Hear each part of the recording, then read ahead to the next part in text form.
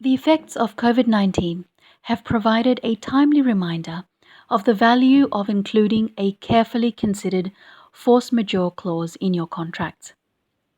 A force majeure clause is, in essence, an express agreement between the parties to a contract as to the way risk is to be allocated should a force majeure event occur.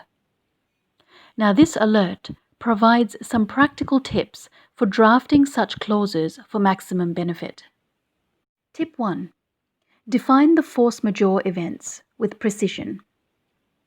While it is possible to define a force majeure event in general terms, and by that I mean by focusing on an act beyond the reasonable control of the parties, which is not able to be reasonably prevented or overcome, adding a list of specific events will enhance certainty, serve as a guide to the parties and the courts, and also help to minimize the risk of dispute.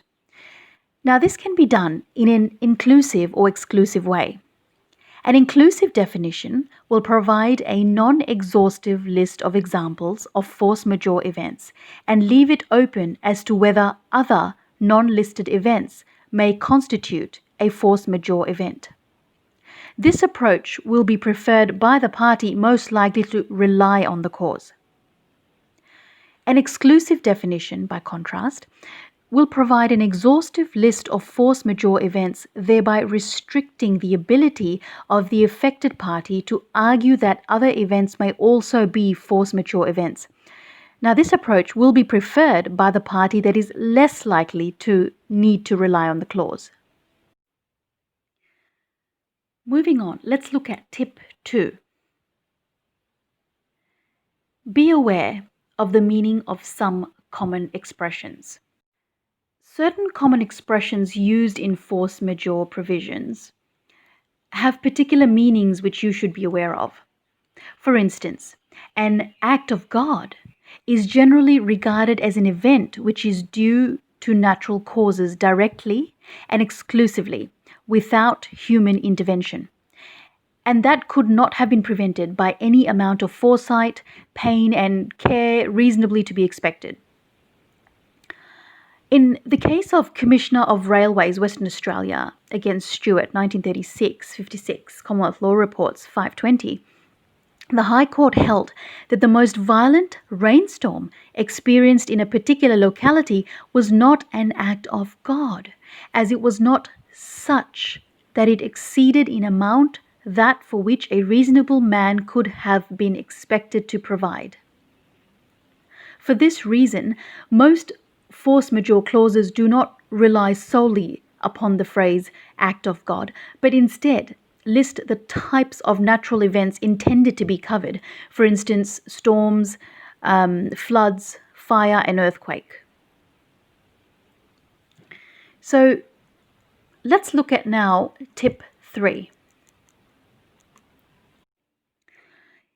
Tip 3 is to clearly identify the scope of relief. It is important to clearly specify the intended scope of relief, identifying both the relevant contractual obligation and the performance effect that relief will apply to. In relation to the latter, consideration should be given as to whether the clause operates on events preventing, hindering, or delaying performance, or a combination of those possibilities.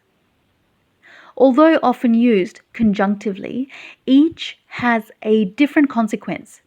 For instance, the expression prevents will require evidence establishing that the further performance of the contract is a legal and physical impossibility.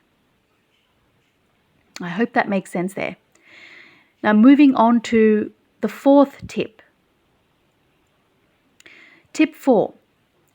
Clearly set out the parties' obligations upon an event of force majeure occurring. A range of matters should be considered when specifying the parties' obligations upon an event of force majeure occurring.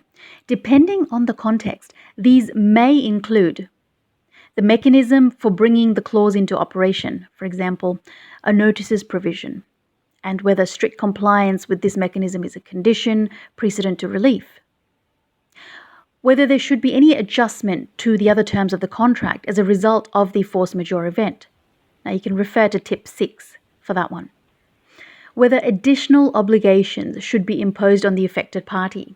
For instance, procuring alternative supply, and if so, at what cost? Determining who should bear responsibility for delay costs. Whether a contractor should be entitled to an extension of time if a force majeure event impacts on the ability to perform contracted works.